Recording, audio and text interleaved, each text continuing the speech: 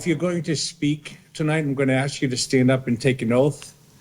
So you'll stand up and you'll say that you swear to tell the truth during the hearing. If you don't get up and take an oath, then you're not going to be allowed to speak.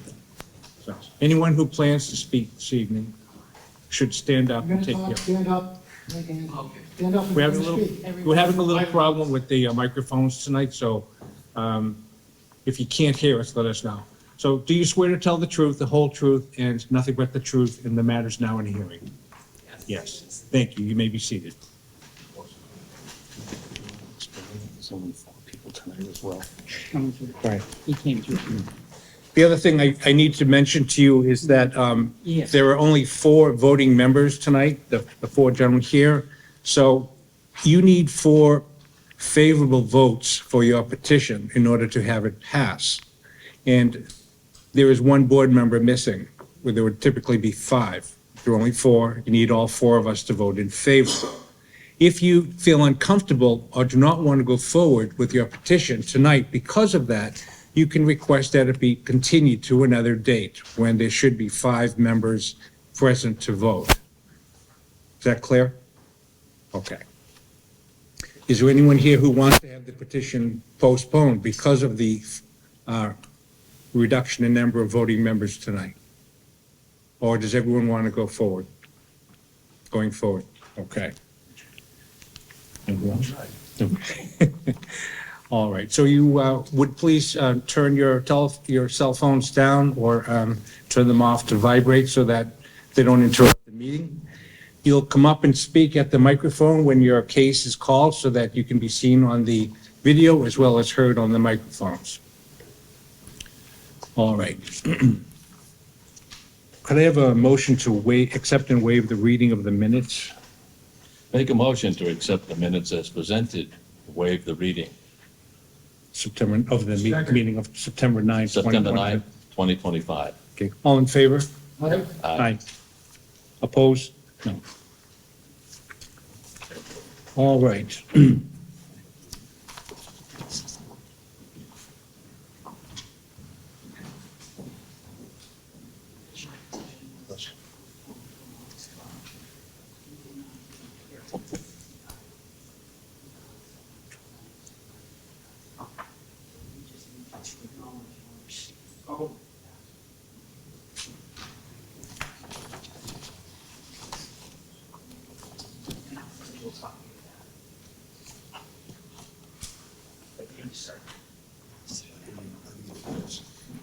Alex.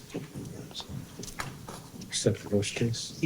Yes, that's one. He had to sign the 65-day waiver, and he just came through the door. So we're going to announce this case. He wants to. All right. First case tonight will be ZBA 25-26, Ward 1, Thomas Williams, for a finding to add a second floor to the existing dwelling and to construct a 5-foot by 8.11.5 foot addition squaring off the front of the dwelling on the premises numbered 174 Palmer Street, Quincy, Mass. Is the applicant present? Yep. When you come to the podium, please identify yourself by name and address, and then you can do your presentation. Yeah, Thomas Williams, 174 Palmer Street, Quincy, 02169. I'm here representing myself.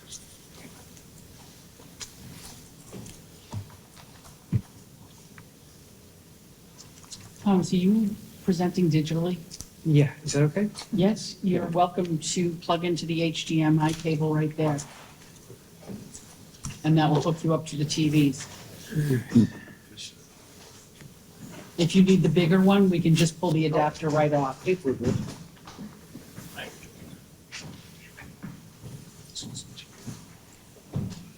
got it in, okay. There you go. All right, thank you very much. You're very welcome. Okay, good evening, Mr. Chairman and members of the board. My name is Thomas Williams. My wife and I are the owners of 174 Palmer Street here in Quincy. The property is a single-family home on a corner lot in a Res A district with frontage on both Palmer Street and Empire Street. We're respectively requesting a finding under Chapter 48, Section 6, to allow a full second-story addition to our home, along with a small 5 by 8 foot extension at the front entrance, just to square off the entry facade. The proposed second floor will follow the exact same footprint of the existing structure, which is approximately 900 square feet. We're not increasing or altering any existing non-conforming dimensions, and we're not encroaching into any other required setbacks. As part of the work, we will raise the first floor ceiling height from 7 feet 4 inches to 8 feet 1 inch by adding a foot on top of the existing walls. The new second floor will have 8 foot 6 inch ceilings, and when complete, the home will have about 1,800 square feet of finished above ground living space, plus the existing 890 square foot unfinished basement. Right now, the house has 2 bedrooms and 1 bathroom, and the new layout will have 4 bedrooms and 3 full bathrooms, with 3 of those bedrooms upstairs, including a master suite with an ensuite bathroom, and then the shared full bath.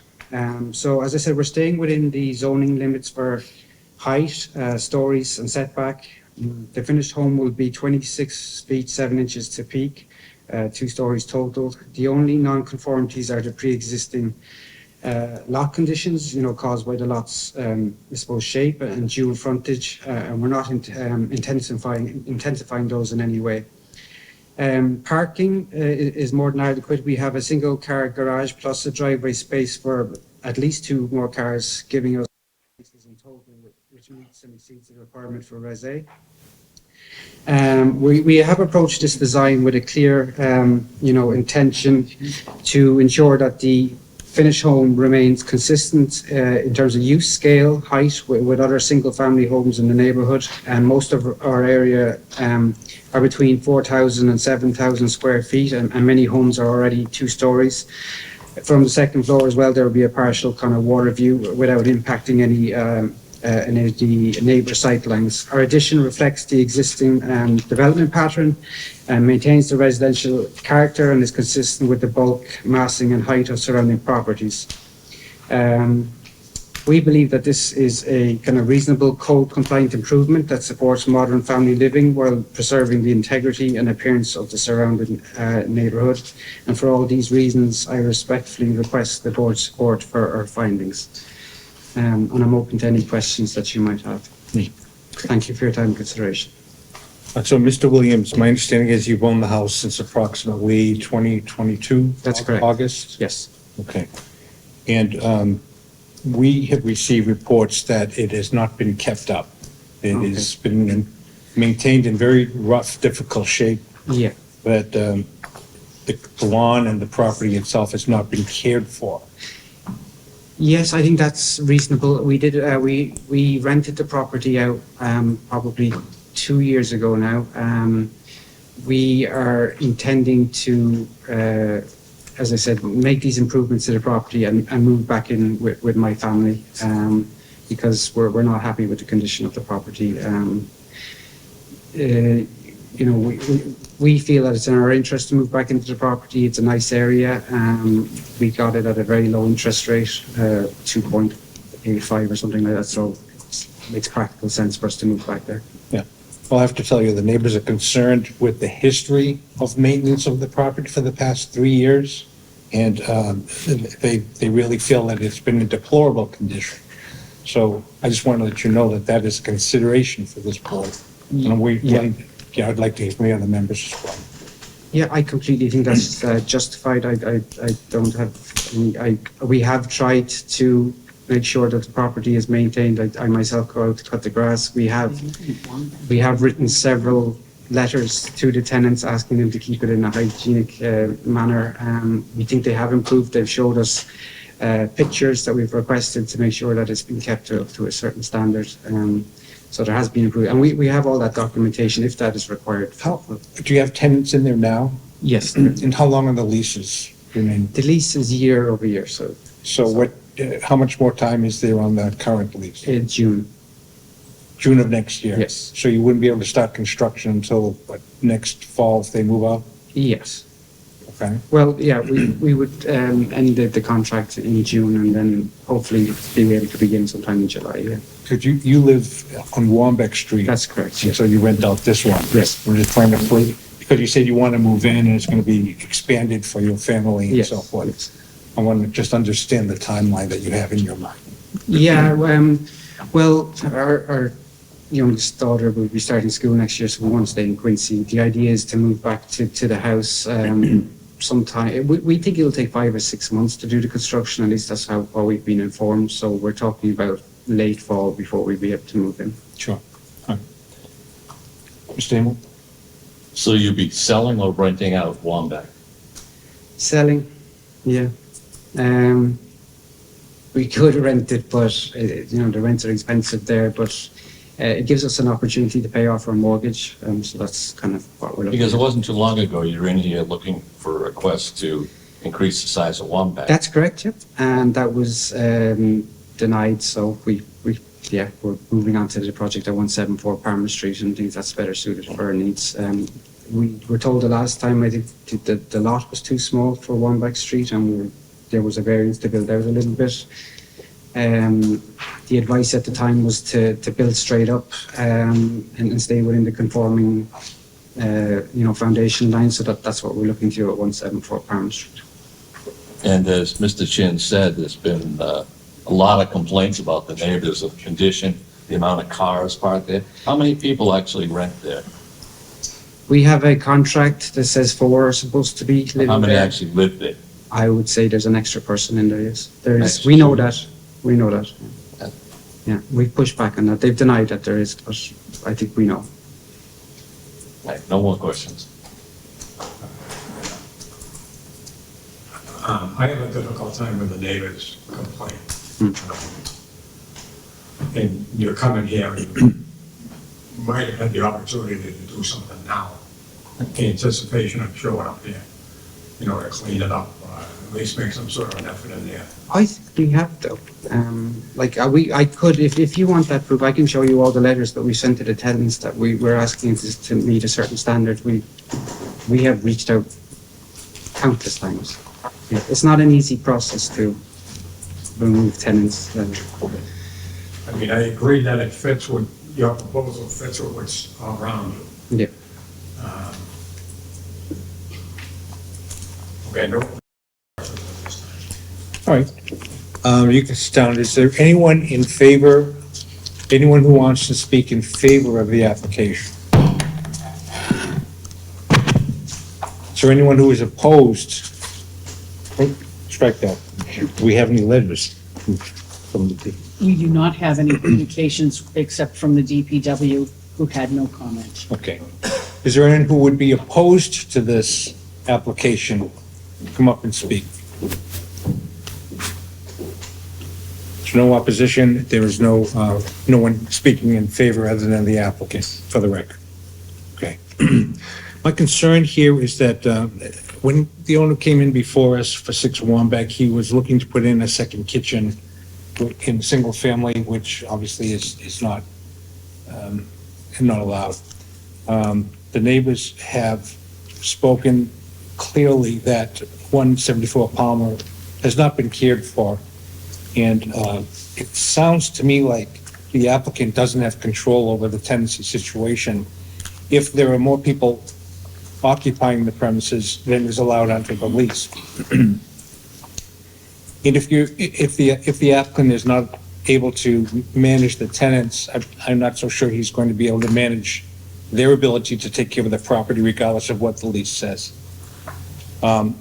He's owned it since 2022. It's now 2025. It's more than 3 years, actually. It's August 2022 that he owned it, and it's now September 2025. And plenty of opportunity to get that property in good shape and to get the tenants in the proper shape to come before us. So I am not in favor of the application at this time. I'm not in favor either, for the same reasons stated. So I sort of think dealing with tenants like this. And you said the councilman was adverse. The ward council has indicated that he is not in favor of the application because of the neighborhood opposition. Yeah, I'm sort of disappointed that the neighbors aren't here to speak one way or the other, because we do give that significant amount of weight TV going forward. Yeah, I would be okay with continuing this out for a bit and see if Williams can get this property cleaned up. I don't think relying on your tenants to maintain the property is the way to be going. It doesn't work, especially if you, on a rarity, yes, but if you've seen that it's not going to happen, then it's ultimately your responsibility, more so than just cutting the lawn, making it look like something you would want to live with if you were one of your neighbors, not something that they have to suffer through. So I would extend it if that was the way you want to do it, but I would not be voting in favor of it right now. Like I said initially, I'm not comfortable if the neighbors are objecting to it. It does fit what's in the neighborhood. That's the one thing I see, but it doesn't matter because we have 3 opposed. And I would suggest he give him some time to clean it up and come back and see it. Mr. Williams, would you like to step forward?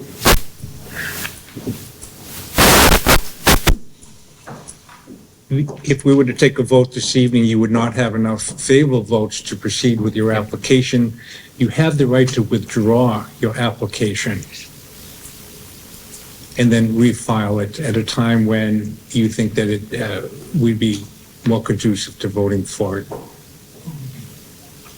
Pick a date. Yeah, we could put it off for a month and a half, 2 months, and let's see how you take on the challenge of turning it into something you want to live in and live next to. Yep, okay, I take everything you're saying on board, and I don't disagree. It's been a challenge. I think you kind of brought to the front that it has to be dealt with, so that's something on me as the landlord to deal with. So we'll get the property in a working condition, or come up with some sort of another arrangement. Potentially new tenants, so we'll see, and we'll come back. We have availability on November 18, Yep, if you'd like to be put on that agenda. that works, yeah. Okay. My question is that council approved. And we, yeah, okay, yeah. And we know some neighbors, so maybe we should put more emphasis on that. Make a motion, ZBA-25-26, Thomas F. Williams for finding that a second-floor existing dwelling, construct a 5x8 by 11.5 addition, squaring off the front of the dwelling on the premise numbered 174 Palmer Street, Quincy. Make a motion to extend it out till 11/18/2025. Second. All those in favor? Aye. Opposed? Okay, thank you, Mr. Williams. We'll see you then.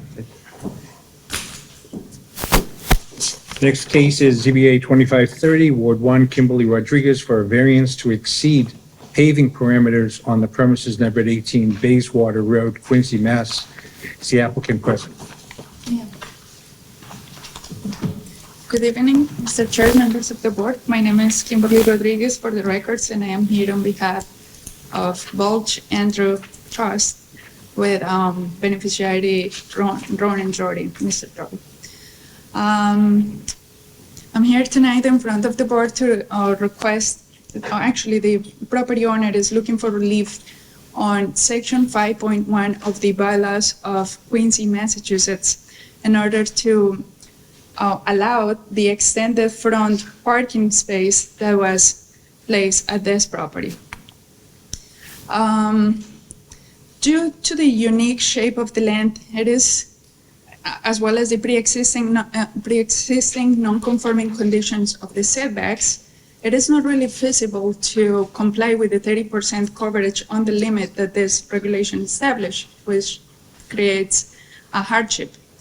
Additionally, this property was built as a 4-bedroom with only 2 parking spaces, which makes it kind of necessary that extra parking space in order to bring the property up to compliance under section 5.1.8, which established that a property of such size should have at least 3 parking spaces.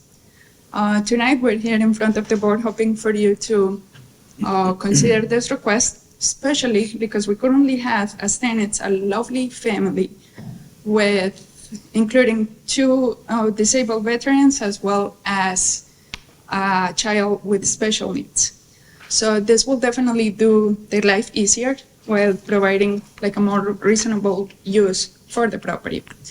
I would like to mention that the property owner is willing to remove 3 feet along of the property line in order to be or to satisfy the regulation under 5.1.4. It is very important to mention that the paving at this location was done with pervious asphalt. And obviously to conserve the drainage requirements. That's it. Any comments or questions you may have, I'll be happy to answer as best as I can. I have some questions, Ms. Rodriguez. So I couldn't really quite get who you're representing. Are you the owner of the property or a That is correct. representative of the owner? You're the owner? I'm not the owner. You're not I am the owner? representing the owner that is under the trust. So I mentioned the name of the trust and the name of All right. the Just- property owner. I just wanted to make sure I understood. Andrew Blodge, okay. So the work has already been done, and now you're asking us to essentially forgive the work that was done that was not done properly. Yes, sir, Is that that is right? correct. Generally, we prefer people to ask for permission to get things So do done rather than ask for forgiveness. I totally understand that. What I found out in regards to that situation was there was a miscommunication between the contractor and the property owner, which led to this situation. I didn't dig too much into it. He told me this is what happened, we need to get it fixed, and we are here as a proof of good faith to bring the property up to compliance. Sure. I need to clarify, you said that the asphalt that was installed was pervious, Yes, sir. and are you sure about that? Yes, when I was going through the application yesterday, for some reason, I could not find that document that I had provided or uploaded there. I brought a copy just in case from the contractor, and it states, that was a question from our engineer as well when submitted the plans, and I provided it to him as well. I know. This- None of us were doing it. Thank you.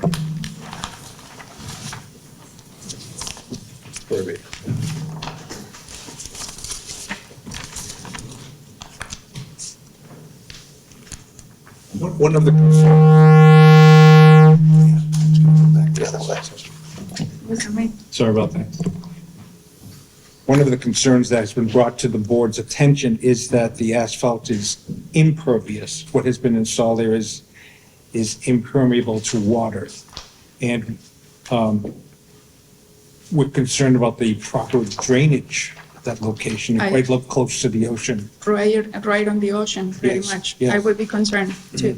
Yes, so that's why I asked you the question about the permeability of the materials that were installed.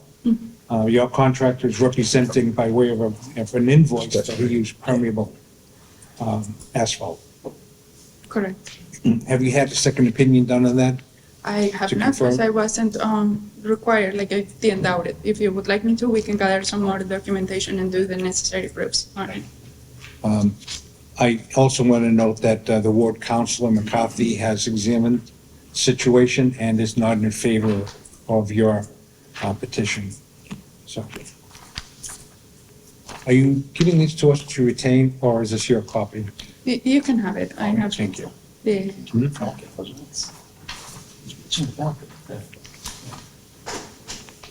Go ahead. It's in the packet, so. Yeah, okay, oh, it's in the pack already. I'm missing that. Okay, I'm I have finished this with my one. questions. No, I'm sorry, I went out there, it looks like regular asphalt, I mean, there's nothing special about it. And once again, we just do not like people coming in begging forgiveness, having never asked permission. So, When was the impervious or pervious asphalt put in? How long ago was this done? I'm gonna say it was over 2 months ago.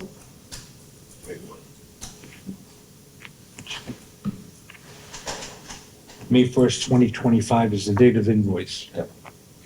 So, Yeah, we're all kind of on the same page with the permission versus begging for forgiveness. However, I looked at it. Water runoff is a concern. I mean, that's because it's definitely not impervious. It's not pervious, impervious. So water can't get through it. How's that? So What it cannot get. cannot.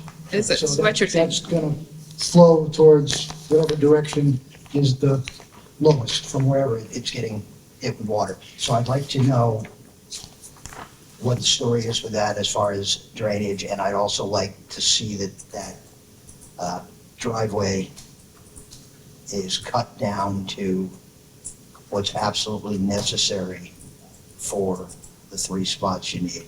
I'm leaning this way out of a sensitivity towards veterans, disability, all that, rather than make this more of a problem for them in a spot that they might be comfortable in, that we try to work with it. So that's sort of my position, but I don't want. Do we know how much they're exceeding the 30% by? just seeing the application, I don't have it in front of me. The overage, Hmm? I do not know the. We don't know the overage. Oh, Something else to, huh? something else to know. Right. I'd prefer that before we take any action, we find out how much over it is. I mean, if it's 20% over versus 5%. Well, we could have inspectional services going out there, Make sure it's. tell us how much it is. Somebody, they must know if Yeah, they, already, Yeah. since they filed a complaint, and then perhaps replace that with acres or something. Would that work? I believe so. I don't have the exact percentage of it, but I can tell you the setback from the back is just a few feet, and the setback from the front is just a few feet, and that portion on the side is counted as. yeah, but I'm talking about the area of the whole parking. Says that it's exceeding the 30%. So the land is 5,450 total. But I'm not quite sure if you are going to count, the property sitting on Stutz. So are you going to count the, like what's under the Well, property? yeah, it was presented to us as being in excess. Okay, So if it's in excess, I want to know how much in excess it is it will be. before. Yeah, and I'm kind of suggesting that we put Put it this over. off and let, if you want to battle, I mean, you can withdraw it, or you can battle through it. And that means you're going to have to deal with the city, inspectional services, find out what the overage is, talk to your contractor, because he's kind of on the hook, especially now that you've seen it's impervious. And see what he can do to make it so that it's not a runoff problem, and see where we go. You know, talk to the counselor. So Councilor McCarthy. Dave McCarthy, Okay, and let's see if we can figure out a way to make it work. sounds good. Would you like to? I can definitely approach the contractor because he's stating that that is the kind of asphalt that he laid down in the property. He should be able to establish that for you so that we know and you know that it is pervious. Mhm. That's what he's saying and that's what he charged you for. There's a lot of interest in that particular aspect as well as the overage. We can put this over for another date to give you time to determine that, or you can go forward today with a vote. Oh, no, I definitely want to. October 7th. October, Or November 18th. October 7th or November 18th. October 7th will work. October 7th would be preferable. Let's continue. Short time. All right, can I have a motion, please? ZBA 25-30, the Rodriguez for variance to exceed paving parameters on the premise numbered 18 Bayswater Road, Quincy, Mass. We make a motion to put forward till 10/7/2025. Second. All in favor? I, Aye. Thank you. Thank you. See you then. All right, the next case is ZBA 2531, Ward 3, Kun Shu for a variance to demolish the existing front porch and construct an enclosed porch in the same footprint on the premises number 266 Beale Street, Quincy, Mass. Is the applicant here? Yes, she is. Would you step forward, please, and state your name and address? My daughter speak to me. That's fine, if your daughter wants to be present as well. If you both would just identify yourselves and your address for the My record. name is Queen Su. This is my daughter's Emily.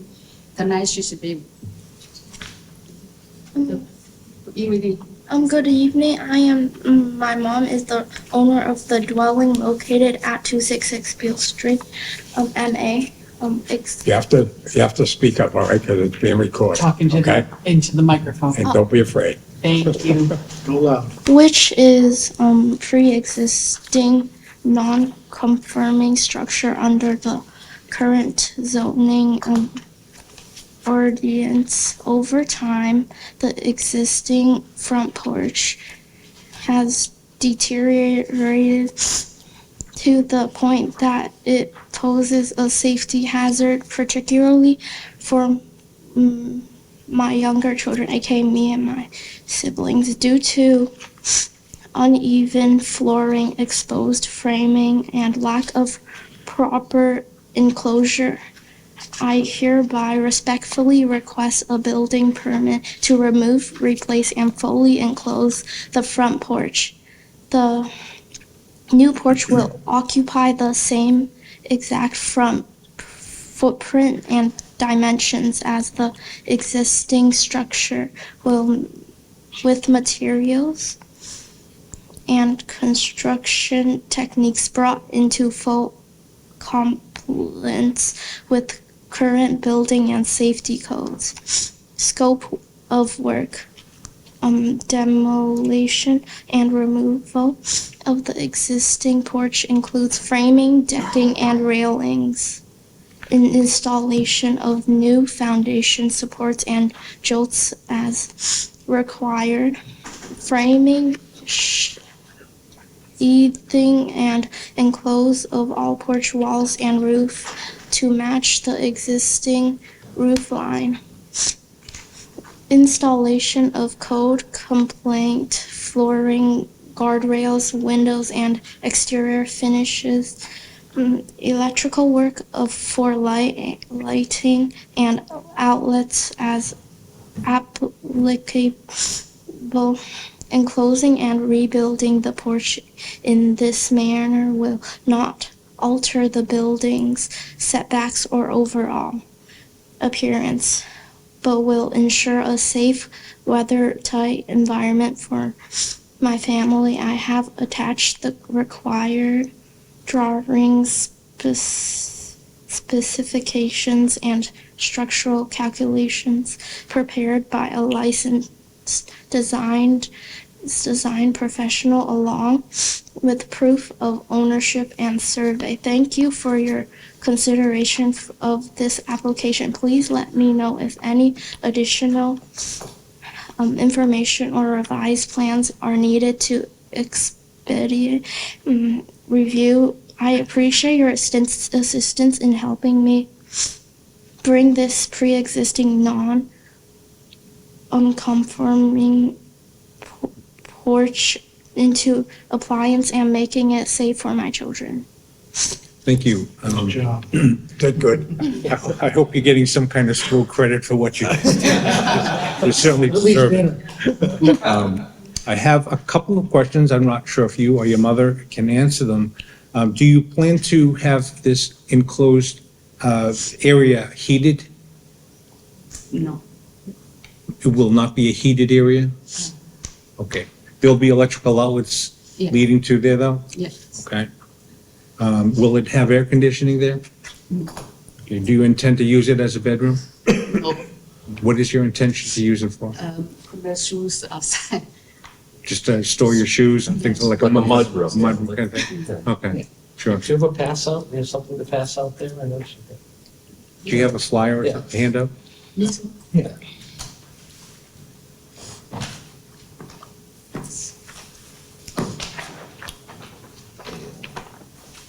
And the board chairman.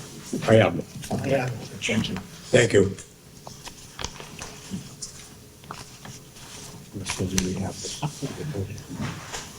Yeah, this is, I want to make sure I got the same thing. This is what you put on the computer? I believe I have the same exact thing.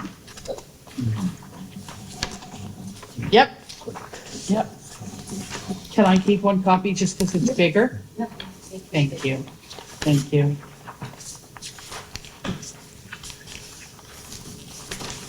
Yeah, I've been out to the property and it is, the porch does need repair.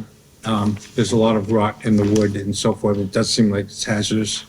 I have no other questions, but the members may also have questions for you. No, you're right, the porch does need attention. It's just not bad looking for what you're doing. You got this? Yeah. Charlie? Back out, thanks. Thank you. Don't leave yet. Mr. Franklin? Yeah, I'm just trying to, what relief, make sure we have the relief. I just see one spot that they're taking down, they're actually just making the setback I smaller. think it's the enclosure, right? Yeah, You need setback relief, is that what you're saying? Do you need setback relief? Is that what you well, it said? looks like, well, actually, existing is 11.8 and requested is 6.2, so yeah, that's for front setback, so it's coming out. It's currently at 11.6. Pre-existing non-conforming, so they want to stay in the. Staying on the same line. Yeah. Yep. No, yeah, I went by as well. This is a big improvement for you, neighbors. I'm okay with it. Likewise. I just wish Mike Cabeas was here. Yeah, we just, You can have a seat. I'm going to ask if there are any letters that we've received. We have received nothing in opposition or in favor. We just have the communication from the DPW. Is there anyone here who would like to speak in favor of the application? Is there anyone here who would like to speak in opposition?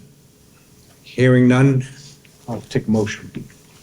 I'm in favor of your application. ZBA 25-31, Quinn Zhang, for variance to demolish Kunshu. front porch and, and construct enclosed porch in the same footprint on the premise number 266 Beale Street, Quincy, Mass. We make a motion to accept as presented. second. Thank you. All in favor? Aye. Aye. Aye. Thank you. Your Thank you your so much. application was approved.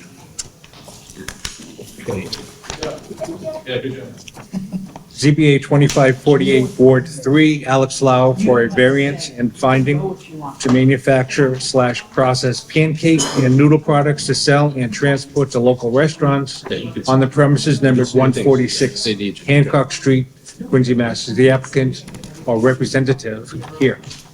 Thank you, Mr. Chairman. Rob Fleming from Fleming and Fleming. I do represent the applicant, L&L International. Alex Lau is the president of that corporation.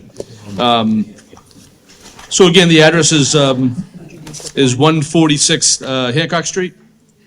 It is a commercial lot fronting Hancock Street in North Quincy, improved by an approximately 4,200 square foot building on a lot size of about 8,400 square feet. This particular building has been used for a variety of uses. It's been vacant, I think, don't quote me on this, but I think it's been vacant from my client about 10 years.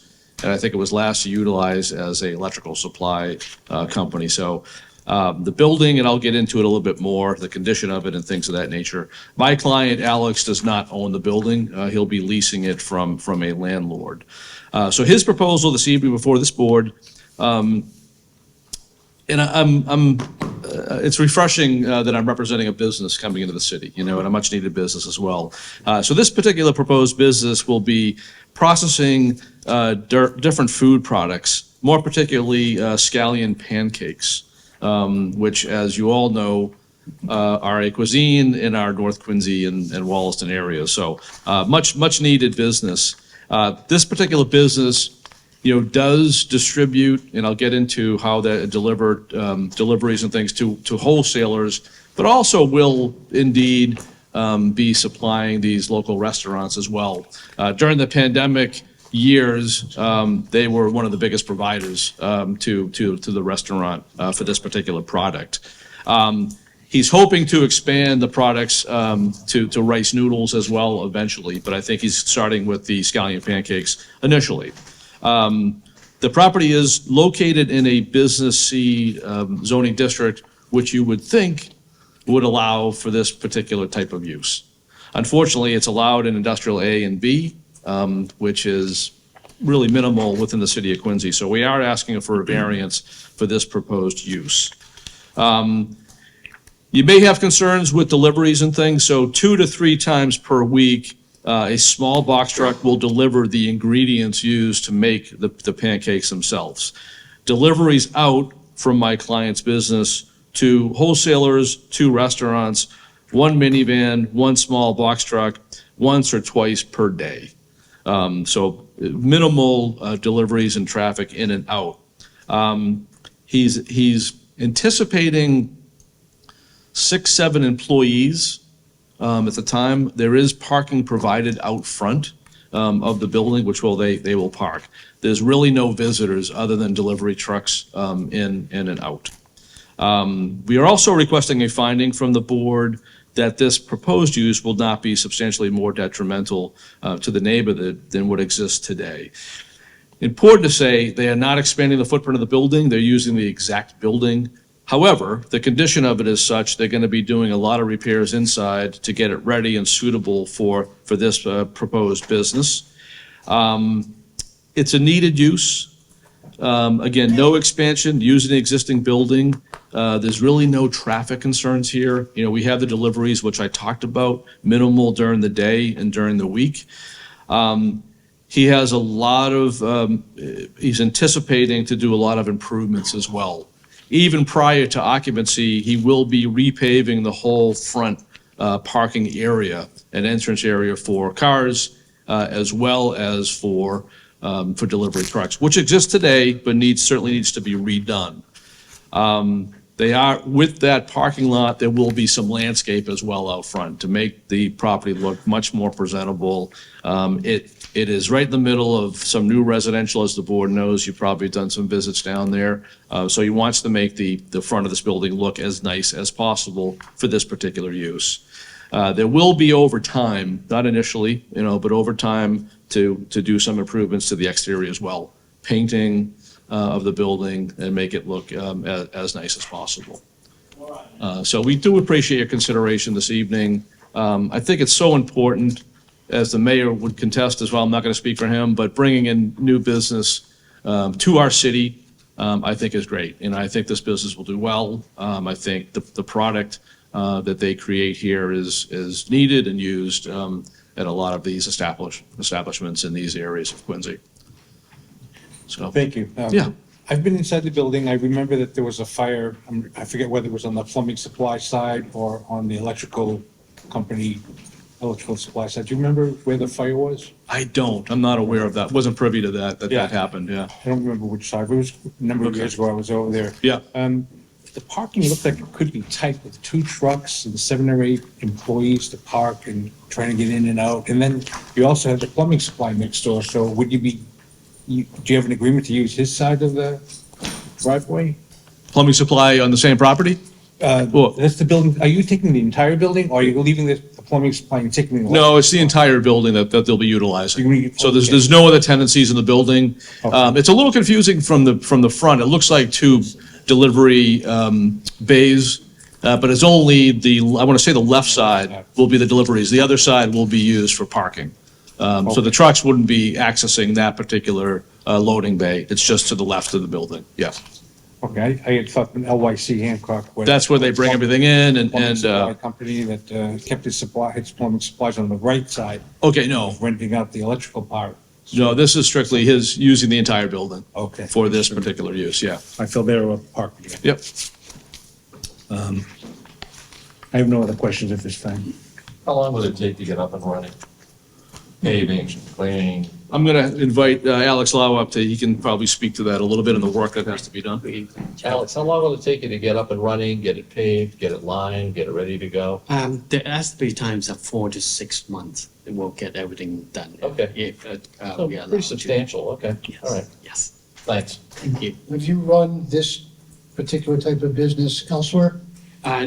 Before we was in Chelsea, and then when pandemic comes, and then we decide to close down, and then now we finally have a chance to try to restart again. Yes. Thank you.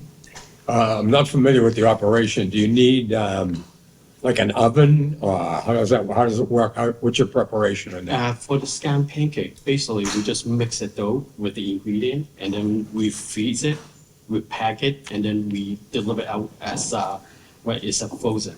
Oh, so they cook it when it gets to the site where they're gonna have it? Yes. Okay. One other. Yep.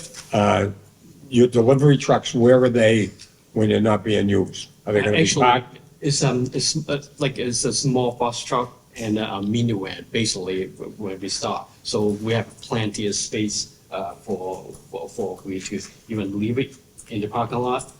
Or we have So they're gonna be on the site overnight, yes. outside? Yes.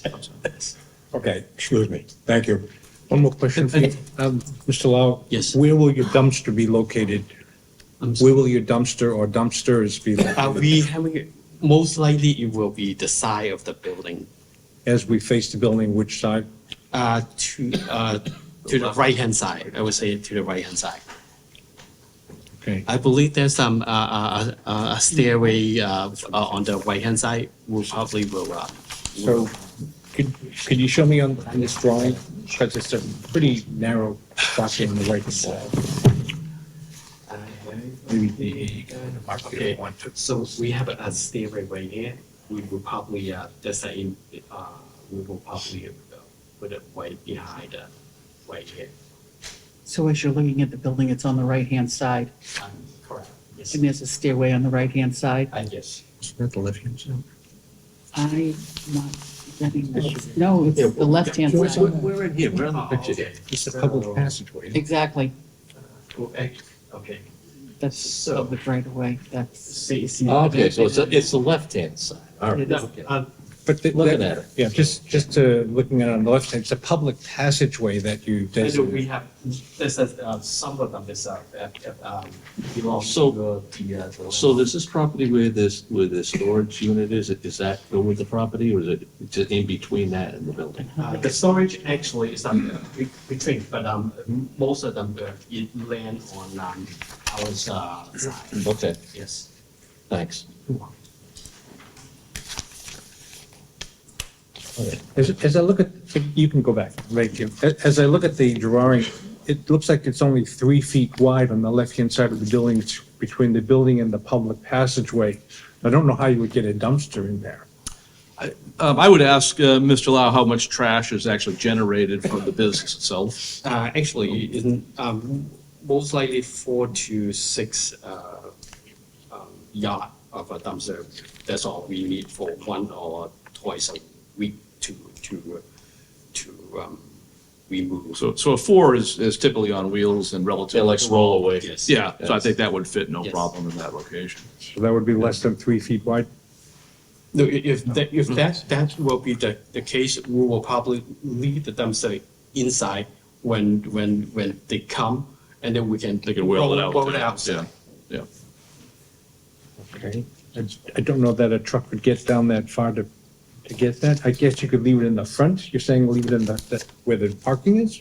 You'd roll it out to there? You can wheel it right out. Yeah.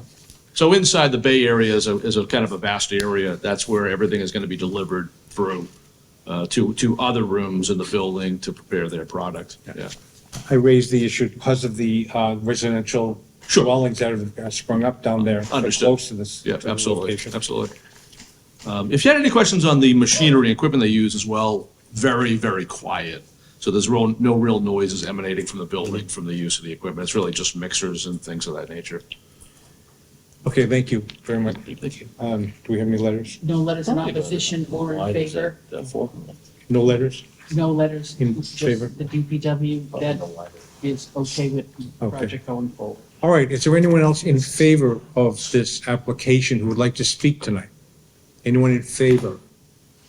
Is there anyone opposed to the application who would like to speak tonight?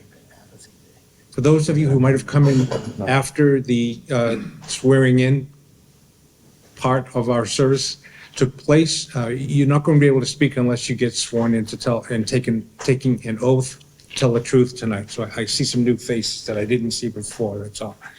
Okay, so there was no opposition and there was no one in favor. It's up to us. All night. We're having that one all night. My only concern, again, really was the neighborhood and the fact that there will be some trash and food waste materials generated on quite a regular basis.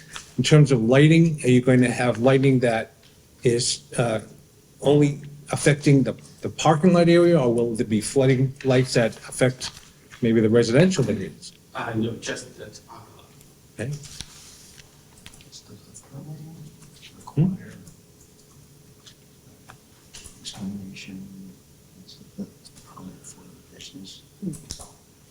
No, it doesn't require it. Is your landlord going to require you, as part of your lease obligation, to have contracts for pest control and vermin control and the like? And you'll have a written contract with them? Yeah. Do you have that in place already, or are you going to do that when you get approval? We're going to. Understood. Okay. So it's part of the lease obligation. Any other questions? I have no questions. I have a comment. I think that the property, any benefit to clean that place up down there, with everything around it being relatively new, Yeah. would be a positive Yeah. influence on the neighborhood. Absolutely, you know? absolutely. I agree with you. I've been inside the building. There's fire damage in that Yeah, building. right. Quite extensive, actually. So it's helpful to know that you're going to renovate substantially. So I'll be in favor of the application. I'm in favor as well. I am as well. Likewise. Okay, may I have a motion, sir? Thank you. ZBA 25-48, Alex Lau for a variance finding manufacture, process pancake and noodle products to sell and transport to local restaurants on the premise of 146 Hancock Street, Quincy, Mass, with a pest control contract as part of the leasing. We make a motion to vote in favor as presented. Second? All in favor? Aye. Aye. All opposed? No opposition. Thank you. Thank you. Thank you. Okay. The last man, right? Last man coming up? ZBA 25-39, Ward 5, AH8, strike that, AHSC, Peabody Developer LLC for a variance and special permit to construct a 7-story residential apartment dwelling behind the existing QHA Tobin Towers building, which will consist of 94 one-bedroom units with 22 garage parking spaces, in addition to exterior surface parking on the premises numbered 80 Clay Street, Quincy, Mass. Is the applicant present? Thank you, Mr. Chairman. And Mr. Chairman, you correctly noted that my team was not here during the swearing in, so if Would you like me to swear them in now? that'd be great. If you intend to provide any testimony tonight at all, whether you're with the applicant or in opposition, you need to stand up, and I'm going to give you an oath, and you'll say yes, and then you'll be seated, okay? Do you swear to tell the truth, the whole truth, and nothing but the truth in the matters now in hearing? Yes. Yes, thank you. You may be seated.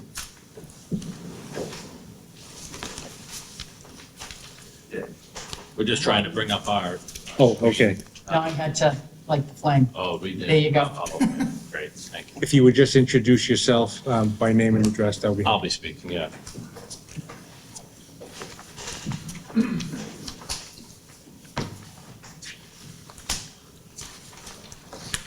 We could just go to the side line, that's fine. Great, perfect. Thanks, John. Get the good.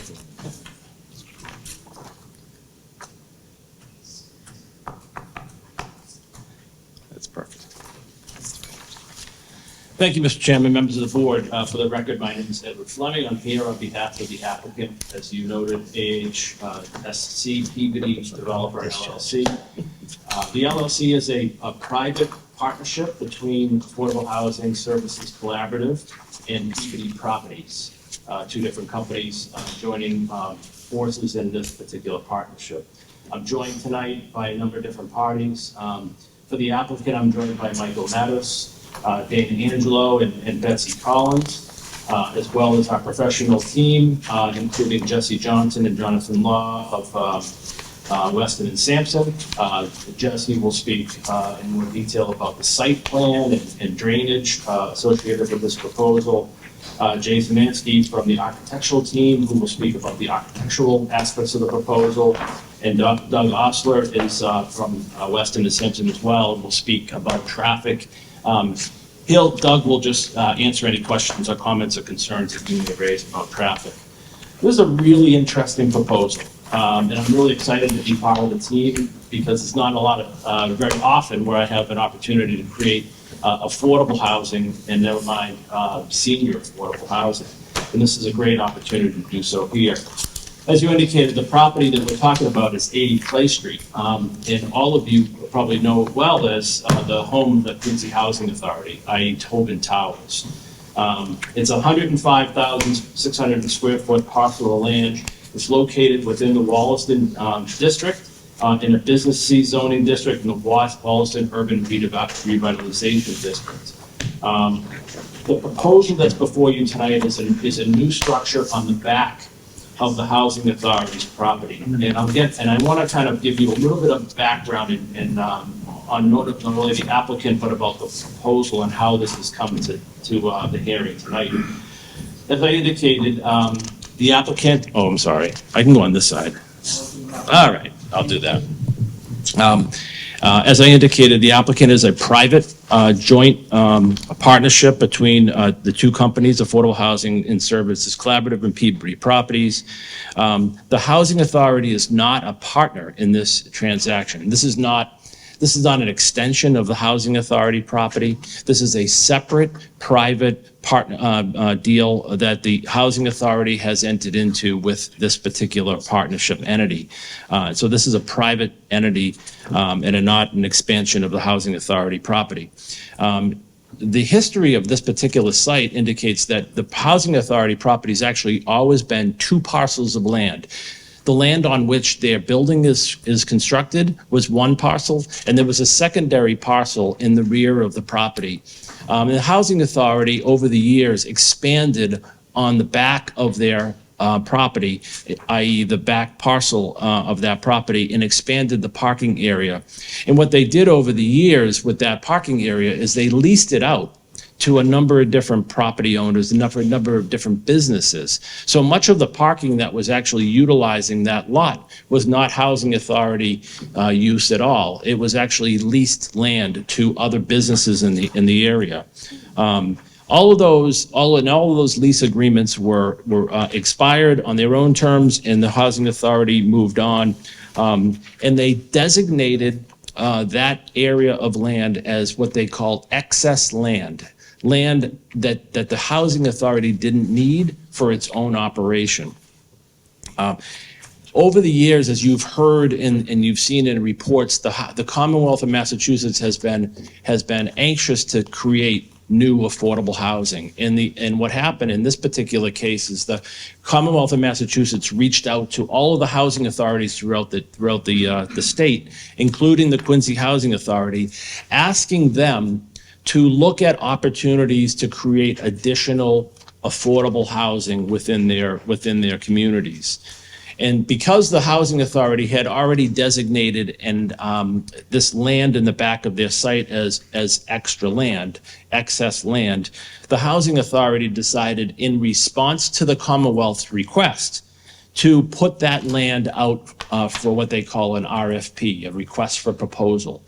And so the Housing Authority issued a request for proposal, and a number of different parties responded to that request for proposal. And the request that the Housing Authority issued was to create 100 additional affordable housing units on the property, on this back parcel. This group, like many other groups, responded to that request for proposal, and the applicant was chosen over all of the other applicants. After being interviewed, after discussion of their proposal, after a review of their background. The applicant has a long history of building and managing affordable housing units. And in fact, in Quincy itself, Peabody, a number of years ago, built Squantum Gardens, which many of you may be familiar with. Squantum Gardens is a 55 and over development on Quincy Shore Drive. Peabody went through the same or a very similar proposal during those years, permitted that, and has operated and managed that site for years. And that Squantum Gardens is very, very well received. It's provided folks 55 and older with affordable housing opportunities within the city. And that's what's intended for this particular site today. The proposal that we're going to share with you in more detail tonight is to develop the back parcel of the Housing Authority land with a new 7-story, 94-unit affordable housing development for seniors. Seniors in Massachusetts are considered 62 and older. So folks that are 62 and older have the affordable housing needs will qualify for this proposal. And my client can talk a little bit about the preferences that are going to be given initially. There's an interest, because this is a private development, there's an opportunity that my client has to provide for initially, during the initial lease up, to provide preferences for Quincy folks to apply for these units. There will be garage parking provided, as well as on-site parking provided for these new units. There's a total of 111 spaces on the back parcel. So although we're developing a big portion of the Quincy Housing Authority's existing parking lot in the back, we're creating parking under the building, which is going to maintain a number of spaces in this for this use, and for also maintain the exterior spaces for both the Housing Authority use and our use for this new proposal. And there'll be a number of different, I think, great improvements made, not only exterior improvements for this particular proposal, but also for the Quincy Housing Authority. And Jesse and Jonathan will talk about that in a little bit more detail, but there's going to be some great exterior amenities created for all the tenants in the building, as well as exterior amenities provided for the tenants in the new building. So with that, I'd like to turn this over to Jesse Johnson from Weston & Sampson. Jesse can talk a little bit about the drainage and also the site-related matters. As you may remember, last time I was before the zoning board, we talked about the drainage in Wollaston and the flooding issues in Wollaston. And Jesse was part of he was invited and had an opportunity to meet with both the city's DPW department, but also consultants, to talk about managing drainage on this particular site. And this proposal, like the other residential proposals that you've heard before, will manage the drainage on site. This proposal also required site plan review. And so this proposal, like a lot of proposals that you hear on a regular basis, was already reviewed by the city's, all of the city's departments. It was reviewed by the city's planning department. It was reviewed by independent peer review entities that reviewed traffic, drainage, and all related engineering matters. And it has obtained approval from the planning board. It's a great new opportunity to create affordable housing, and we're excited for the opportunity. So with that, I'd like to turn this over to Jesse to talk about this.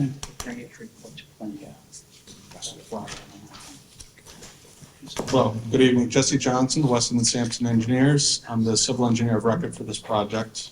And what I'd like to do is just walk you through how we arrived at the site design before you tonight. First, give you a little zoomed-in view of what the site looks like today to get you oriented.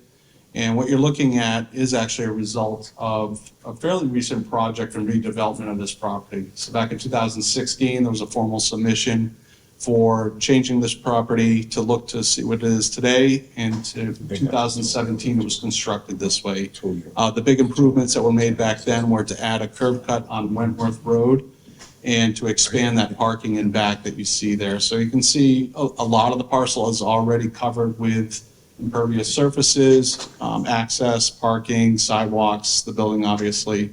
But what they also did at that time was they brought this site up to current, still current today, stormwater standards. So they had to incorporate underground infiltration systems, put in new catch basins, secondary treatment systems, and brought the site into full compliance. So when we inherited the site design, and we basically did our due diligence, we dove in and asked the current tenants of the building, tried to understand what was. There it is. All right. Trying to understand what were the current issues with all their infrastructure. Did they have any known problems with the drainage, site circulation, pickup and drop-offs? We really wanted to understand what the problems were before we introduced another design element to the property. And frankly, did a lot of concepts to try to land on what you see today. We did a lot of different building layouts, a lot of parking configurations, and we feel that the site design that we have now is the best fit for this property. In the back northern corner, that's our building, anchored there with that L shape, if you will. And what you see at the red arrows are changes to the site circulation. One of the things we really heard was that they had problems with pickup and drop off in the front of the building along Clay Street. It was creating safety issues where you'd have deliveries that would be blocking traffic lanes. You'd have people maybe picking up somebody or dropping somebody off. So what we did immediately was try to address how can we centralize that. So we put a designated pickup and drop off in the back middle of the property between the two buildings that would serve both of them. We signed the front of it to say that's restricted, but also to tell people with wayfinding signs that they pull up in front, that they can proceed to that entrance that's on the far northwest corner. And we've also changed it to a one-way circulation because it was a little bit narrow there for two-way. So we think this one-way circulation really just gives everybody an idea how to enter and exit the site on and off of Wentworth. And we also did another little movement with the other Clay Street curb cut where we are restricting that to now only be for two designated parking stalls and not have a full cut-through access like it currently does today. So those were some big design maneuvers that we thought really improved the safety. We got really positive feedback when we went through the planning board process and the peer review. And obviously, the current tenants were happy to see this type of design come forward. But when we did this, we also had to be considered, obviously, the number of parking stalls we're providing, making sure we'd be able to serve the existing tenants as well as the new, and try to understand how to get people in and around the site safely. So that's what you see before you here is the parking count. We were able to keep exactly what it is now. So even though we added a building, we were able to put 22 parking stalls inside of the ground floor, but then also have 90 outside. And we were able to do that by just making some efficiencies with the parking design. Utilities were pretty general. Those were nothing really problematic to try to extend and get us ourselves our water and our sewer connection. It was really the stormwater that needed a little bit more thinking on how we were going to attenuate that runoff. As it was mentioned, we did meet with city officials to try to understand what some of the problems were in this neighborhood and even the site specific, and heard that even though our site was fully compliant with current stormwater standards, we were asked to try to do something beyond that. So what we did and what our office does frequently is we looked at rainfall amounts that they're called extreme precipitation. So even though the state only requires you to look at certain levels currently in their standards, we looked at some published data that's out there that is starting to be adopted more and probably will be adopted, frankly, by the state in the future. They call it the NOAA Atlas precipitation model. We incorporated that into our design so that we had an eye towards the future and what we'd expect for rainfall. But we also saw opportunities to make the existing system more efficient and add an additional system for getting the water back into the ground and hopefully try to prevent it from leaving the site. All those movements, even though again, you see the change with the adding of a building, changing the parking, we were able to reduce the impervious coverage by 5% with what you see per project. But the bigger thing was we were able to actually reduce the rate of the runoff leaving the site by 27% and the volume of the runoff, which was really the big thing, by 33%. So even with the redevelopment, we took 1/3 of that stormwater that's leaving the site now and reduced it with these proposed improvements. That was well received by the peer reviewer and the city staff with this change. And now I'll have Jonathan walk you through some of the other site improvements and give you a little bit more of the better things to look at, frankly. Good evening, everyone. Jonathan Law, Senior Team Leader in the Design Group at Weston Sampson. I'm going to talk a little bit about the site design. So as Jesse mentioned, you can see the new L-shaped building in the rear of the site. And the approach we took when we looked at the design in terms of pedestrian access and how can we create new moments for people to sit outside and enjoy the outdoors as part of this new building. We improved connections in and out of the site from Clay, Wentworth, and Hancock. So again, new accessible sidewalks throughout the site. The entire site is graded at less than 5%. So there's no handrails, no stairs anywhere in and out of this new building.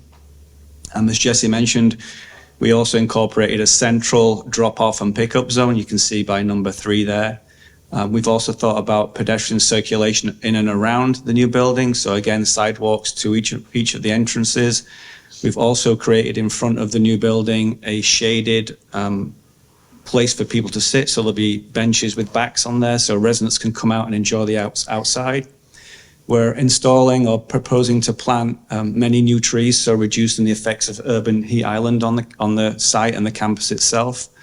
We're also incorporating new LED lighting that again will improve safety. It's dark sky compliant, so there'll be no illumination going off from the site. It will all stay within the boundaries of the site. There is in the rear a dog run that will be screened by fencing and some planting again adjacent to the existing properties on Chapman Street. So again, thinking about how can we screen this new building a little bit from the abutters. And then just generally, like I said, site circulation throughout this site is drastically improved. Right now, if people want to get from the Tobin Towers out to Hancock, they have to walk through a parking lot. Once this design is in, there's, as I mentioned, ADA compliant sidewalks that take you from Tobin Towers all the way to Hancock and all the way to Wentworth in a safe passage and a safe route. I'll just go through a few more slides here that show some 3-dimensional renderings that will give you a better idea of the site design. This one is looking back up the new driveway between Tobin Towers on the left, the new building on the right. You'll see the new pedestrian drop-off space. Again, we've created a visual crosswalk that allows pedestrians to go safely through the site, illuminated each side of that pedestrian crosswalk, again, so thinking about safety at all aspects and times of the day. As I mentioned, new street trees that, again, will create some human scale against the building, but also provide shaded places for people to sit. Just swinging back around, looking at the main entrance and the seating area that I spoke about. Again, we can see we've developed the accessible parking to be within 200 feet of the main entrance, which is, again, meets all code requirements. Also, we've created some seating moments at the Tobin Towers building as well, so providing the residents in there with amenities that they don't currently have today. And again, thinking about how can we bring in some more planting to soften up the spaces that, again, helps to deal with stormwater. This is, again, looking back at the Tobin Towers on the right, the new building on the left. You can see on the first floor level of the new building, we've also created a small amenity terrace. So again, giving residents another opportunity to get outside and gather. And then adjacent to that, there's also a small green roof that, again, helps with green infrastructure and stormwater management. And there is a view of that small terrace that people can enjoy. And with that, I'll hand it over to Jay Szymanski to talk about the architecture. Thank you.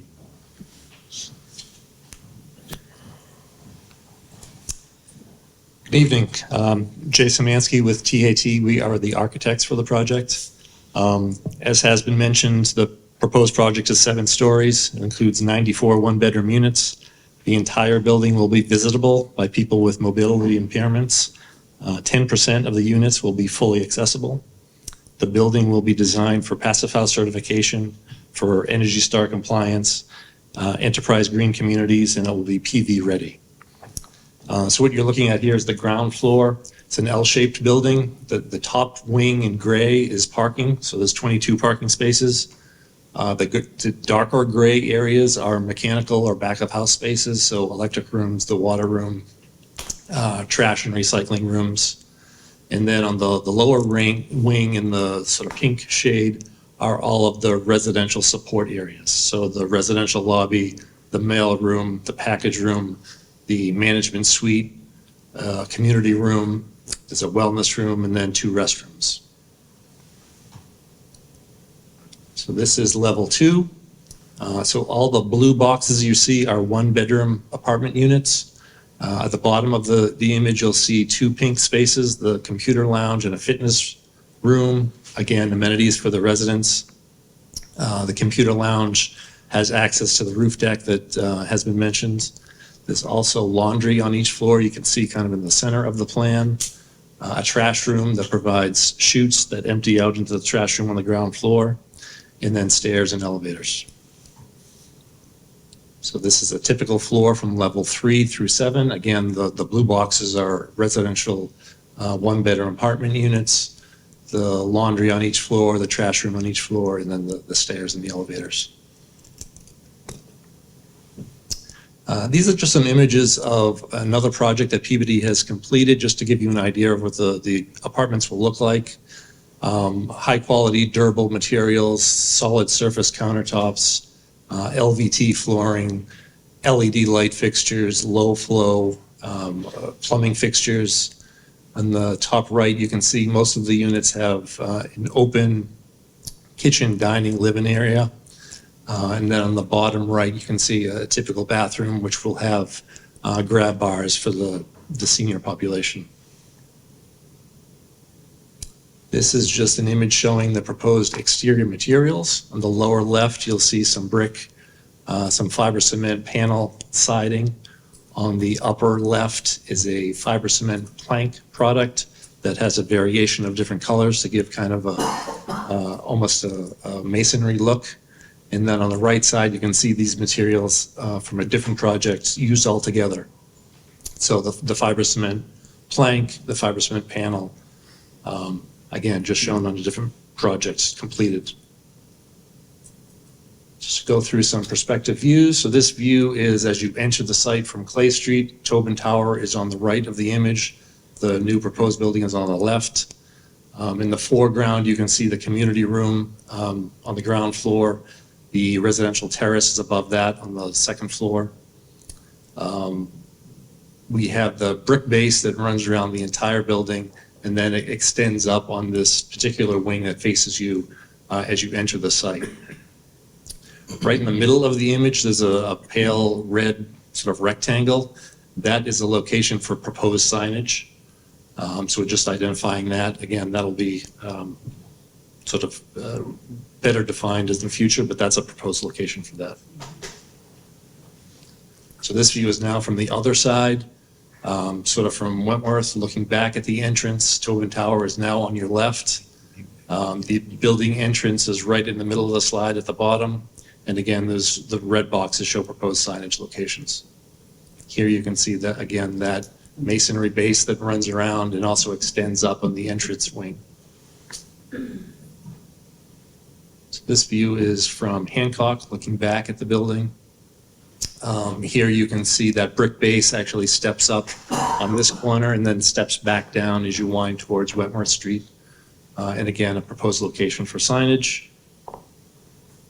And then just some overall building elevation so you can get a sense of the building in relation to the neighborhood around it. So on the top view is, on the bottom view is from Hancock Street. So here you can see Tobin Tower in the background. So you can see the height difference between our proposed building and the existing. And the top image is looking the other way. So if you're in Tobin Tower looking out to the building. And 2 more elevations from the 2 sides. The top one is from Chapman Street, Tobin Tower on the right. Here you can see that brick that's stepping up and down the building as it works its way around. And then the lower image is from Wentworth Road, Tobin Tower on the left. And again, our building sort of stepping down to the lower scale neighborhood towards Hancock Street. Maybe that's the last slide. So with that, I'll hand it back off to Ed. Thank you. Thank you, Jay. And just to highlight the request for relief. So we have a number of requests that we're making tonight. One is a special permit As you know, this is a Business C zoning district, which allows residential, and it has its own separate category requiring a special permit for continued residential use of this site. And we're seeking variances as well. Parking and issues related to parking have been addressed by the planning board during that process, and we had long discussions and reviews by both the city's traffic department, but also by the independent peer review to analyze that, and they've granted the special permit parking relief. Here, we're requesting variances from the minimum lot size per dwelling unit, requesting 346 square feet per dwelling unit, whereas 500 is required under the Business C zoning district. We anticipate that the new Wollaston overlay district, however, will be more like 328 square feet, so it will be in excess of what will likely be allowed in Wollaston overlay district once it goes into effect, awaiting MEPA approval. And we're also asking for height and number of stories requests. So the height provisions cap height in Quincy for residential buildings at 60 feet. This is a 77.8 feet, maybe up to 80 feet when fully constructed. However, it's significantly lower, as you know, from the Quincy Housing Authority building, which is 12 stories in height. And in fact, 91 Clay Street, which is just across the street on Clay Street, is also 12 stories in height. So this is an area that the Quincy City Council, in determining the Wollaston Urban Redevelopment District, actually proposed 8 to 10 story in height limitations. So once the new zoning goes into effect, 10 stories is going to be allowed in this particular area, which is behind the CVS from Beale Street. And we're also asking for green space relief as well. Although the green space is actually significantly improved. As you can see, there's quite a bit of new plantings that are being added, as well as, you know, exterior space for both the tenants of this new building, but also the Quincy Housing Authority. As I indicated, our traffic engineer, Doug Osler, is here as well. If there's any questions that this board might have around traffic or even parking, we can certainly respond to those questions as well. So that is our presentation tonight, Mr. Chairman. Thank you. Thank you. I have a few questions. I'm not sure which one of you would like to answer. There was some provided to me. What is the height of the overhead garage door on the first floor level of parking? 9 feet. 9 feet. And where would your snow storage be located on site?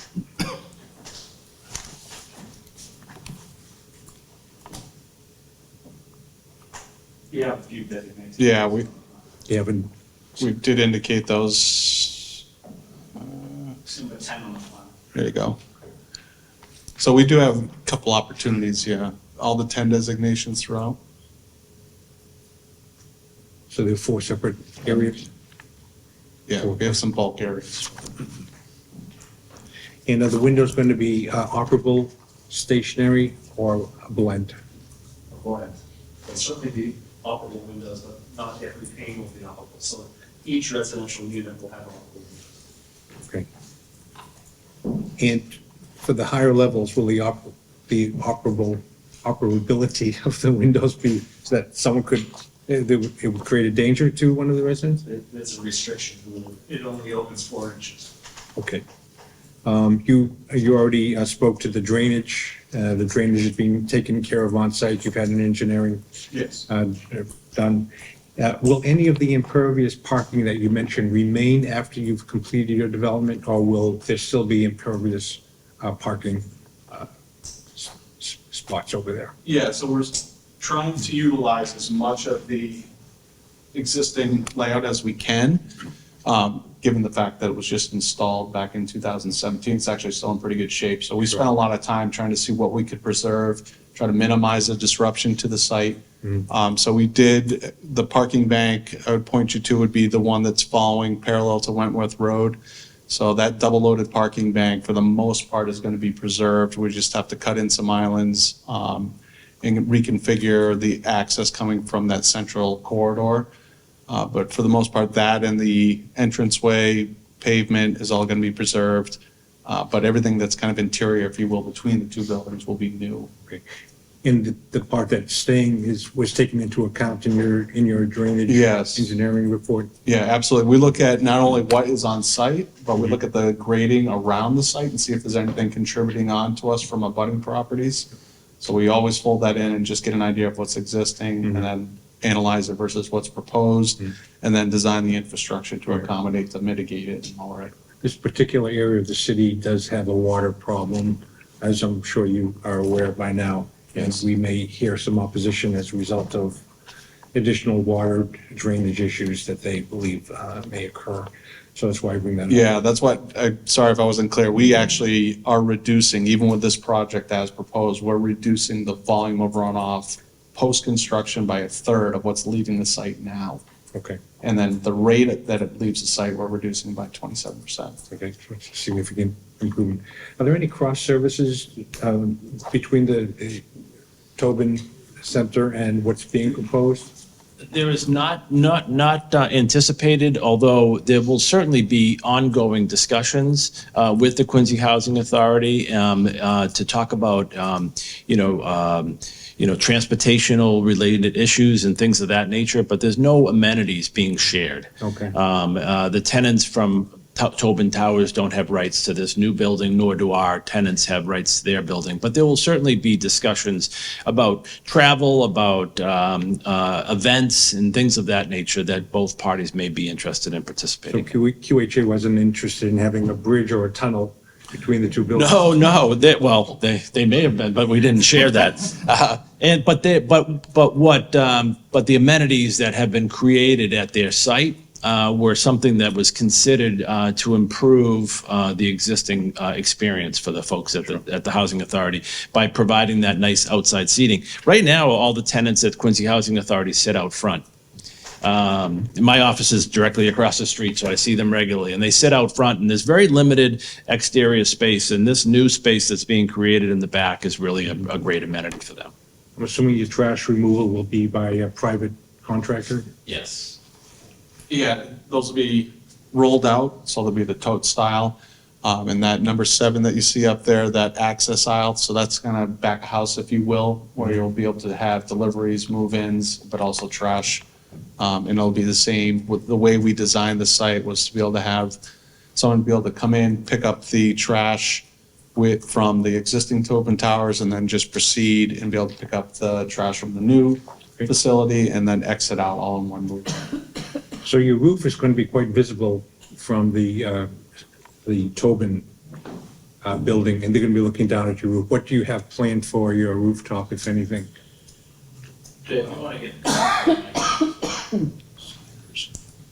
So because we're a passive house building, all of the mechanical systems will be electric. So there'll be a fair amount of mechanical equipment on that roof. That will take up the majority of it. Have you considered any solar? Yeah, so the building will be designed to be PV ready. So we'll bring in the infrastructure to put panels on the roof at a later time. I see. Okay. I think you've answered all my questions for now. That's all you have. That's all. Thank you. Who will have access to these 94 units? Check it out. Michael, do you want to speak to that? In terms of the resident sheet? Yeah. Oh, okay. Do you want to talk? It's just the income. Right. Having a number of seniors on the board here. Yeah, looking for the application. Hi, Mike Matos, Affordable Housing Services Collaborative. Thank you. So as I think Attorney Fleming mentioned, this is going to be a senior site, 62 plus. It'll be a broad range of incomes from 30% of the area median income up to, I think we have a few at 80%, right, Dana? Yes. A handful sprinkled in there as well. Yeah, and so they're all one bedrooms, primarily based on our experience. There'll be primarily singles, but there may be, once in a while, a couple that will have, that will live together as well. That's what we anticipate for the type of residence. Is that what your question was? Any priority for Quincy residents? Oh, yes. So as part of the tenant selection plan, and that's something that Betsy can talk to in terms of PBD's management process, but we will have a local preference that we'll try to get approved by the state for up to 70% on the initial lease up of the property. Thank you. Yep, thank you.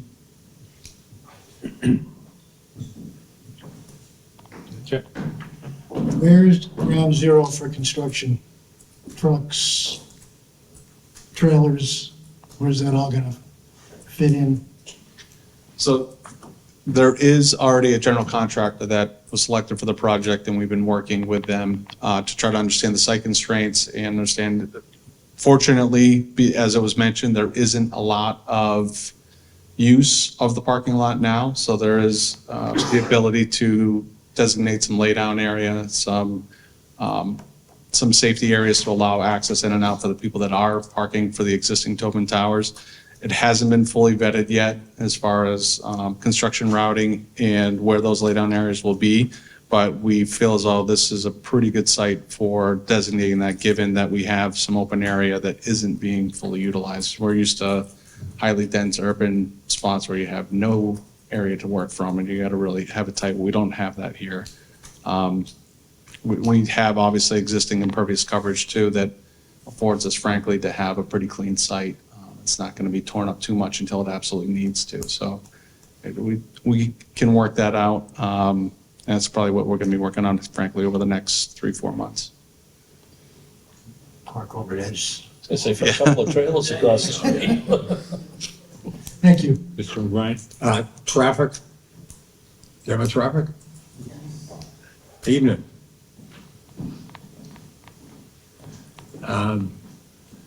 Just so I can re-clarify, entrance on Clay Street, right, through the parking lot, entrance and exit on Wentworth? Correct. No exit on Clay? Correct. Okay. Numbers from coming out, daily trips, do you have the numbers coming off the Yes. site? We do have one side that's over there towards the back in case someone asked. So based on averages of similar locations, we would expect approximately the second row of numbers. We would expect approximately 9 trips, some in, some out in the morning peak hour, and a little less than 20 during the PM peak hour, 9 in and 9 out. All right, so yeah, my question, I've been through this. Where, I'm not sure where the exit is for the new building that's being built on Wentworth.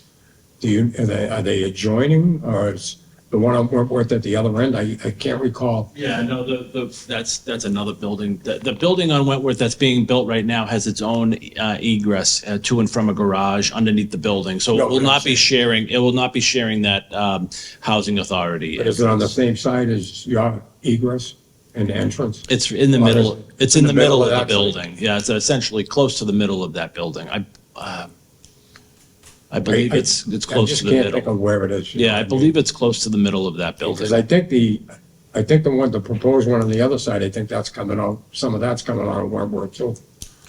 Where the market is and the bank. The garage is, and I believe exiting, but it's exiting out, I think, further, closer to Hancock Street. Yeah. See, what my issue in there, I don't know if you looked at this. My issue was that when they come out of Wentworth and they go to Hancock, there's no room to stack them to take a left at that light there. Okay? It's really difficult. And oftentimes they'll go by there and there'll be a car sitting in the middle of it. They can't get out. They can't get out of Wentworth onto Hancock northbound.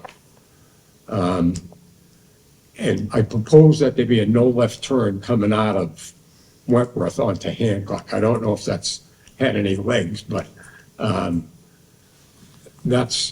don't know how far you are into that, but that might be something that you might want to consider with the increase in volume. Because Wentworth, there's minimal volume on Wentworth Street today. You know, even when those buildings were built and the markets were operating and the banks are in there. But you're adding, whatever you're adding is going to have a large number of additional cars on Wentworth. headed towards Hancock. Well, yeah, but the volume of trips from this, I mean, we don't, because it's elderly affordable, there's, the level of traffic and the level of parking from this is really expected to be quite a bit lower than market rate. But to go back to your question about, making limitations on the turning, that's really going to be something that the city's going to analyze as these projects are built. So you're right. I mean, that might end up, I've gone out myself to that, and it's difficult because usually the traffic at that light is backed up. Right. So it is difficult sometimes to take a left. But that's going to have to be something that's analyzed by the city. Just keep that in mind Yeah. if it comes down to that, because you're adding 3 structures in there, and they're all exiting on Wentworth Street, and they're all going, I think the other ones, I think the consideration, most of them will go out to Hancock. Right. So, I don't think we would necessarily be opposed with the city determining whether the safety at the signalized left turn related to the queuing there. I know in our discussions with the traffic engineer with the city of Quincy that she did want us to include an analysis over up to Beale Street and Chapman Street. So that was included in our analysis, where if they were to take right turns to Beale Street and be able to turn right onto Beale Street, they would then also have a signalized left turn. They can go northbound on Hancock Street as well at that location. I don't know what the future is for all the development that's proposed in there, but that's something that we can say we went on record, we were addressing it, we're trying to address it. Okay, thank you, appreciate it. I have one last question for the council. Can you speak to any of the opposition that you might have received in this process and what you did to address any of the opposition? Councilor Minton is still here, and Councilor Minton represents Ward 5, and at his request, we had a neighborhood meeting. I can't remember how many, probably maybe 20 or so people came to the meeting. I think the general feeling of the neighborhood was quite pleased with the type of use, elderly, affordable type of use, because of because it wasn't going to have the same kind of level of traffic. It wasn't going to have the same level of parking demand. So overall, there really wasn't a lot of opposition to the proposal as it was presented to the neighborhood.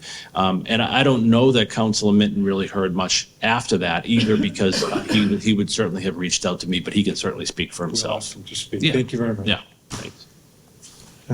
Madam Secretary, are there any letters that we've received? There is nothing in opposition, there's nothing in favor, and there's one communication from DPW.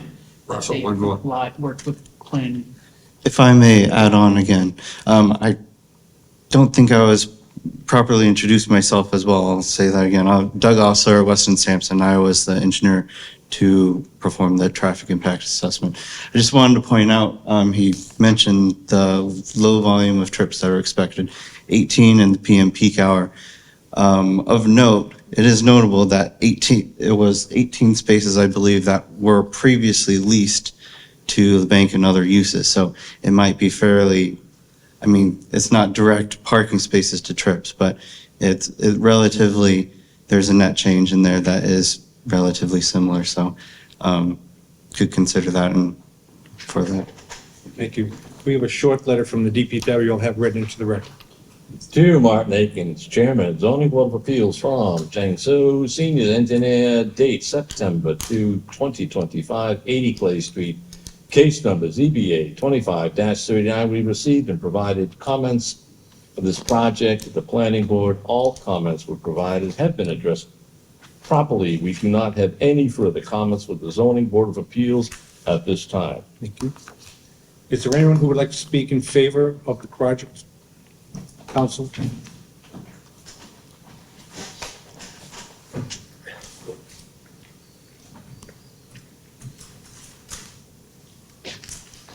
Good evening. My name is Dan Minton, 16 Sims Road. I'm the ward councilor for this area. Back in June, we had a meeting of about 35 people in attendance. Overall, the project was well received. Many of the residents were from 80 Clay Street. As I listen here tonight, I would like to see one change if possible, and it's not my field, but to have permanent preference to Quincy residents, not just initially. there's a significant need in Quincy for this. This team presented very well the concerns of the people in the audience. But the people that were there came up to me afterwards and they loved the project because it was affordable for seniors. So I do support this. Thank you. Thank you, Council. Thank you. Is there anyone who wants to speak in opposition to the project? In opposition? There's no opposition. Could we, Council, did you say that there was a person, someone said there was a person who would speak to the residents of Quincy and the acceptance and Sure. the list? Is that person present? Sure. Okay. May we hear from her? And specifically, I want you to address the Council Minton mentioned. Betsy Collins, I'm the Vice President of Development with Peabody Properties. And this project will be under the fair housing laws and under the approvals from the Executive Office of Housing and Livable Communities. As such, they mandate how much of a local preference you can have. The maximum they allow is that 70%, and they also only allow it during the initial lease-up. So we're bound by those requirements to, only do it during the initial lease-up. Your wait list is maintained from that initial lease-up process. So to the extent you have existing Quincy residents on it, they stay on the list and they still get to be processed. But under the fair housing laws, we're not allowed to continue the preference after the lease-up. It is by lottery, so everybody who applies, which is another mechanism, everybody applies. There's not the first come, first served does not get any kind of preference, but the lottery is opened. All the applications come in, and then we take the 70% local preference first, and they get the first 70% of the units. But we are unfortunately restricted to not continue that practice after the lottery list is established. That's a Massachusetts statute you mentioned? Yeah, it's regulated, so. Okay. Have any? Oh, I'm good. Thank you. Okay, thank you. Well, there is no opposition tonight, and it's unusual for a project of this size, but I think it speaks to all of the effort that you put in early on, and the meetings that you had with the council, and the presentations that you've made, and the concerns that you've addressed. So I'm quite confident that I think the project should go forward. Councilor, I think you heard the testimony about the Massachusetts statute having an impact on what you had recommended or suggested that you would like to see. And I don't think we can require the applicant to violate the statutes, unfortunately. I do understand your concern, and I would be 100% behind you if we could do that, because this is a major Quincy project that we really do need. I'm in favor of the project. I'm in favor as well. We desperately need senior housing. And maybe Council Minton could speak to Senator Keenan about getting some sort of legislation to a little bit more home rule these things. So definitely in favor, absolutely. Yeah, I'm in favor as well. It's a well-presented, good plan, looks nice, and big need. I concur. I think it's a beautiful looking building. They've done a nice job with the site. I'll be in favor. Mr. O'Brien, do you have any concern about the left-hand turn off of Wentworth to You Hancock? can't restrict them there, but I do have I have a concern about the left-hand turn from Wentworth to Hancock. But I also raised that when we approved the two other buildings that are there. And obviously, the traffic department didn't look at it or isn't concerned about it right now, but it's something that they might want to keep in mind once these projects become livable. So it's fair to say that you're not conditioning your vote on no left turn from Wentworth to Hancock? It's food for thought. Is that right? Yeah, no, it's too restricted. I think they have to look at it. Okay. They're better at it than I am. Understood. May I have a motion, please? You may. ZBA 2539 AHSC PBD Development LLC for a variance and special permit to construct a 7-story residential apartment building behind the existing QAH Tobin Towers building, which will consist of 94 one-bedroom with 22 parking spaces in addition to exterior surface parking on the premise numbered 80 Clay Street, Quincy. I make a motion to accept as presented. Second. All in favor? Aye. Opposed? None. Thank you very much. Thanks very much. Concludes the meeting tonight.